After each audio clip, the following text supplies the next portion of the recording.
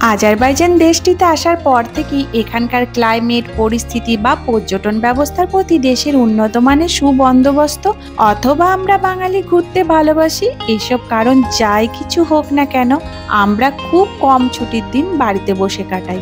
আর বেড়াতে গিয়ে সব থেকে বেশি ভালো লাগে যখন আমাদের দেশ থেকে এই দেশে বেড়াতে আসা একদল নিজের দেশের মানুষের সাথে হঠাৎ দেখা হয়ে যায়।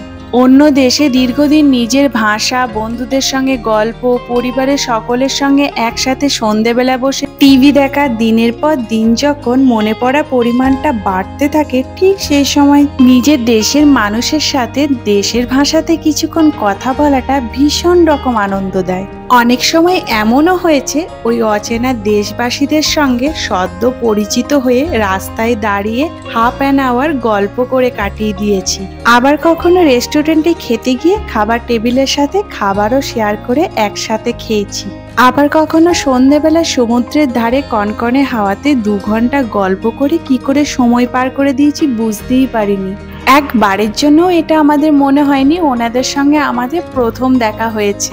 তবে এক্ষেত্রে অবশ্যই ওনাদের মিশুকে মনোভাবের জন্যই এটা সম্ভব হয়েছে। এত দূরে বেড়াতে এসে নিজেদের মূল্যবান সময় বের করে শুধু আমাদের সঙ্গে কাটাননি, নিজ গুণে আমাদের অনেক স্পেশাল ফিল করিয়েছেন। এরকম ভালো ভালো মুহূর্ত উপহারে দেওয়ার জন্য আমরা ওনাদের সবার কাছে চিরকৃতজ্ঞ। দূরে থাকলে যদি এরকম মিষ্টি মিষ্টি সম্পর্ক তৈরি হয় তাহলে দূরই ভালো। আমরা প্রবাসী না হলে বুঝতামই না হয়তো অচেনা মানুষের সঙ্গে সময় কাটিয়েও মন থেকে একটা অদ্ভুত শান্তি পাওয়া যায়। আসলে আজকের দিনে মুঠোফোন আর ফ্ল্যাট সিস্টেমে বাস করে অনেক সময় তো পাশের বাড়ির সারনেমটাও ঠিকঠাক মনে রাখা হয় না। সেই যুগে দাঁড়িয়ে আবার পুরো দেশবাসী। যাই হোক, এইবার আসল ঘটনাটি বলি।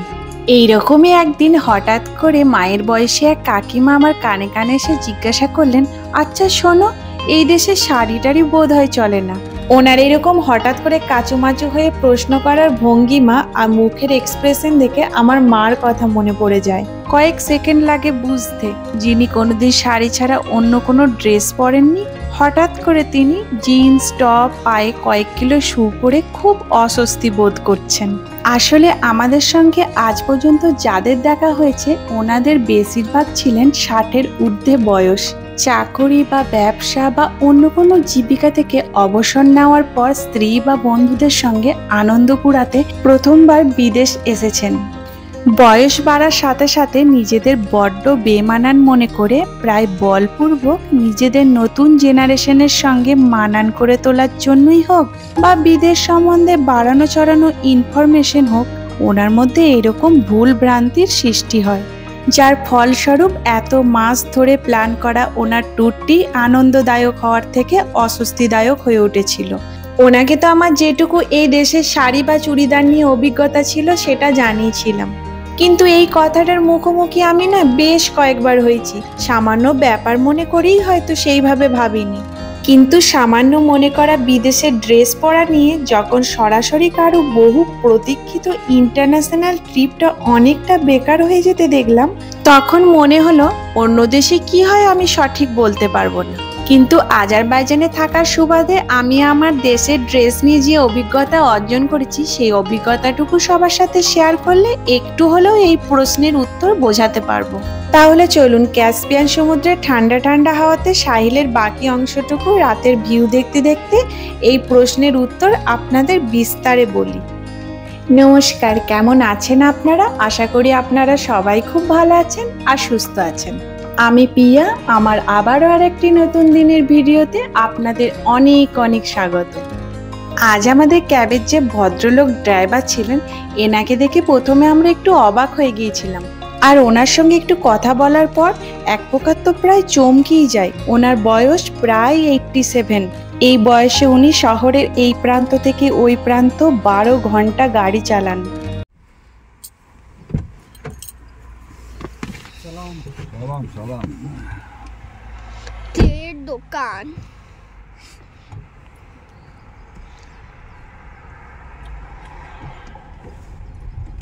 Azerbaycan'da büyüse ha?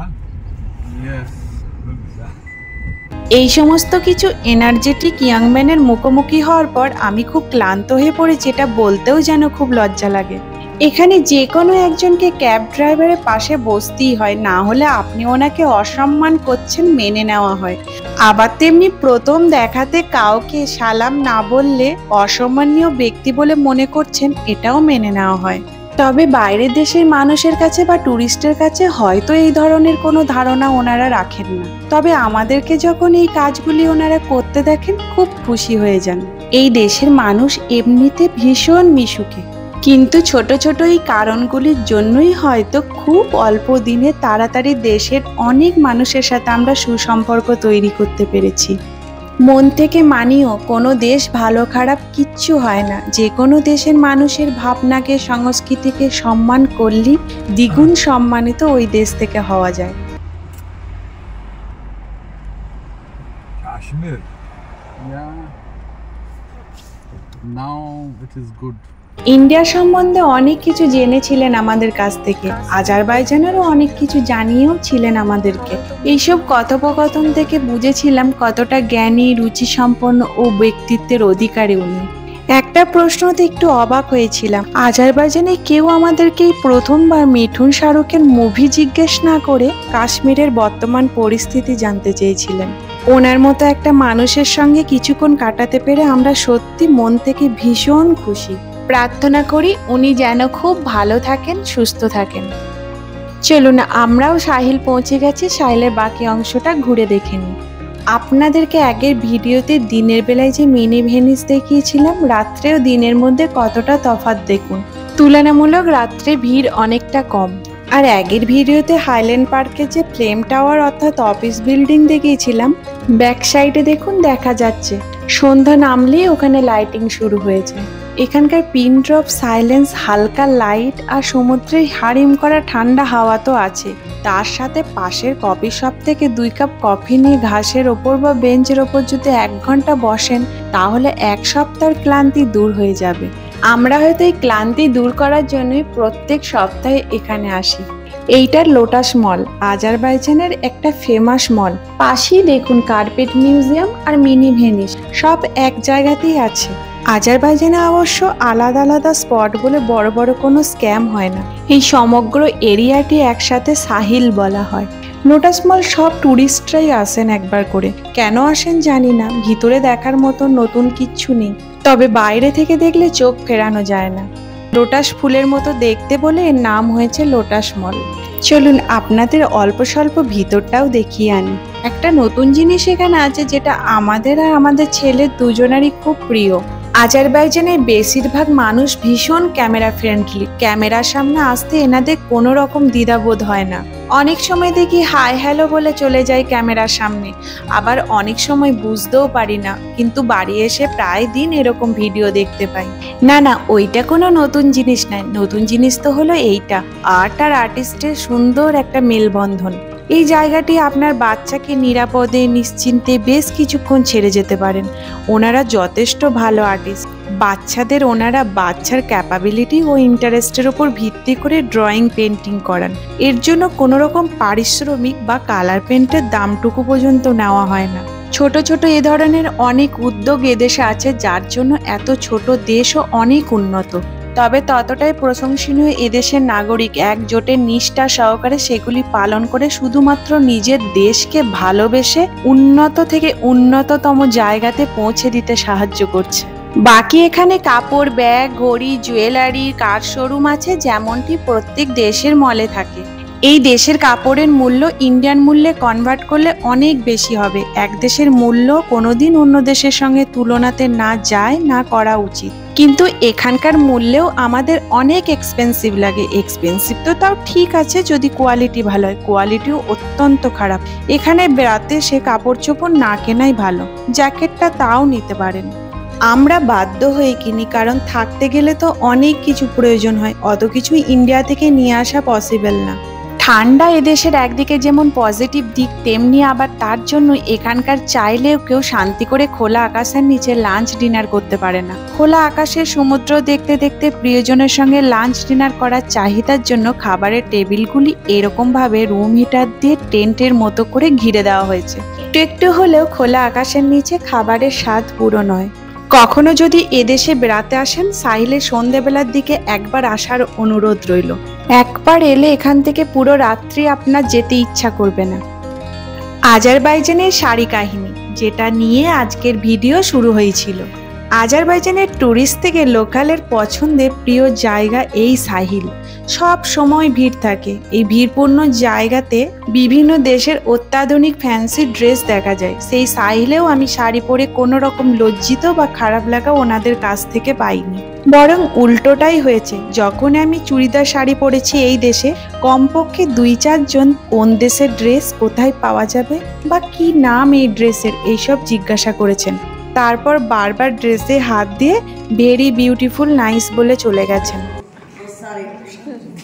No sari, dupatta. Dupatta It's an Indian dress. India. সমস্ত মুহূর্তগুলি যখন ঘটে যায় হঠাৎ করে, সেগুলি ক্যামেরা বন্দি করা বা ক্যামেরা বন্দি হয়ে গেলেও তাদের পারমিশন ছাড়া আমি সোশ্যাল প্ল্যাটফর্মে আনতে পারি না বলেই মনে করি। এই মুহূর্তটিও হঠাৎ করে একটি মিউজিয়ামে কিছুদিন আগে ক্যামেরা বন্দি হয়ে গিয়েছিল, তার জন্য ওনার কাছে পারমিশনও নিয়েছিলাম। ভিডিওটি একটু দেখেও হয়তো বোঝা যাচ্ছে ওনার কতটা ভালো লেগেছে আমাদের দেশের ড্রেসটি। এই দিন আমরা আজারবাইজানের একটি জনপ্রিয় ইন্ডিয়ান রেস্তোরাঁতে খাবারের জন্যও গিয়েছিলাম। পরনে আমার শাড়িই ছিল, তার জন্য বিন্দুমাত্র কোনো সমস্যার সম্মুখীন আমি হইনি বা কোনো প্রকার হেনস্থার শিকারও আমাকে হতে হয়নি। এইসব বলছি কারণ মনে পড়লো 2021 সালে একটি ভাইরাল নিউজের কথা। দিল্লির এক জনপ্রিয় বড় রেস্তোরাঁতে, অর্থাৎ ইন্ডিয়ার মাটিতে, ইন্ডিয়ান মেয়েকে টেবিল বুক করার পরও ঢুকতে দেওয়া হয়নি। অপরাধ, তিনি শাড়ি পরেছিলেন। আর শাড়িকে ওই জনপ্রিয় রেস্তোরাঁটি লো ক্যাটাগরি পোশাক বলে মনে করে। লো ক্যাটাগরি পোশাক তাদের রেস্তোরাঁর শোভা নষ্ট করবে।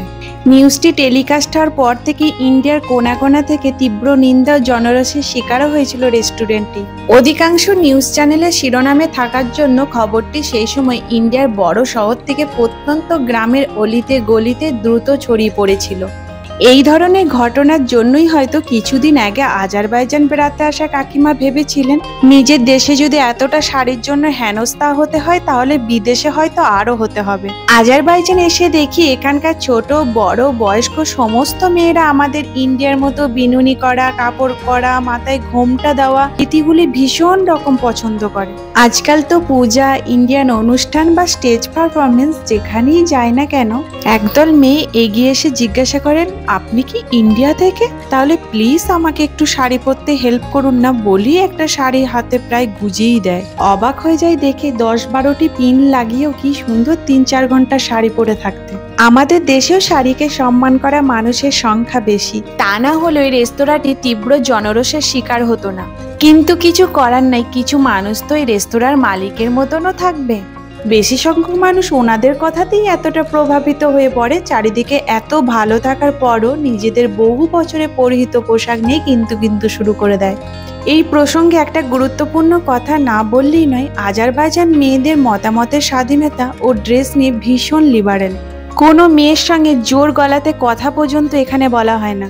মহিলাদের এতটা সম্মান করা দেশ হয়তো খুব কমই আছে। আজারবাইজান আমাদের ইন্ডিয়ান ড্রেস বা শাড়ি ভীষণ রকম পছন্দ করে, আমি কিছুটা হলেও বোঝাতে হয়তো পেরেছি। যদি কোনো দেশ বা মানুষ পছন্দ নাও করে আমাদের ড্রেস, তাহলেও নিজের পোশাক পরিচ্ছদ পরিবর্তন না করাই ভালো। চলুন তাহলে এবার আমরা সাহিলের শেষ ও ভীষণ সুন্দর জায়গাটি দেখে আসি। নাম আইস অফ বাকু বা বাকুর চোখ। তবে এটা ফ্রি না, এটার জন্য টিকিট কাটতে হয়।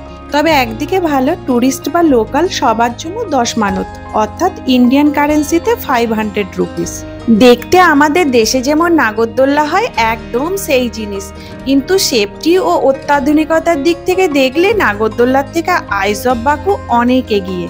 খুবই ধীরে ধীরে ঘোরে, এক পাক ঘুরতে 15 থেকে 20 মিনিট সময় লাগে। উদ্দেশ্য এখানে আসা সবাইকে শহরের পুরো ভিউটা ভালো করে উপভোগ করানো। এখানে দিনের থেকে সন্ধ্যাবেলা যখন লাইট জ্বলতে আরম্ভ করবে তখন উঠলেই বেশি ভালো লাগবে। উপর থেকে পুরো শহর বাকুকে দেখা যায়, এই জন্য এর নাম আইস অফ বাকু। রোমাঞ্চকর কোনো রাইডিং অনুভূতি এখানে হয় না, কিন্তু টপ থেকে পুরো শহরকে দেখতে ভীষণ সুন্দর লাগে। আইজব বাকুতে নতুনত্ব বলতে কিচ্ছু নেই, কিন্তু একটু বুদ্ধি ও উচ্চমানের মেনটেনেন্স দিয়ে ট্যুরিস্ট থেকে লোকাল সমস্ত মানুষকে দৃষ্টি আকর্ষণ করাতে সক্ষম হয়েছে। পুরো দেশের মধ্যে ভীষণ হালকা বা উষ্ণ লাইট জ্বলে, এতে চোখের জন্য একটু আরাম হয় ঠিকই, কিন্তু আমি যখন দেশে থাকতাম তখন দুটো সাদা লাইটেও মনে হতো একটা রুমে কম দেখছি। আমার মতো কেউ যদি এদেশে প্রথম আসেন তাহলে মনে হবে সবই অন্ধকার দেখছি, তারপর আবার আস্তে আস্তে ব্যাপারটা কিছুদিনের মধ্যে ঠিক হয়ে যায়। আজকের ব্লগে এদেশের শাড়ি, সমুদ্র, সাহিলের গল্প যদি আপনাদের ভালো লেগে থাকে তাহলে লাইক, শেয়ার আর সাবস্ক্রাইব করার অনুরোধ রইল। একটু সময় বের করে কমেন্টে আপনার মূল্যবান মতামত জানানোরও অনুরোধ রইল। আজকের ভিডিওটি এখানেই শেষ করছি। দেখা হবে আপনাদের সঙ্গে আবার আজারবাইজানের নতুন একটা কোনো গল্পে। আপনারা খুব ভালো থাকবেন, সুস্থ থাকবেন।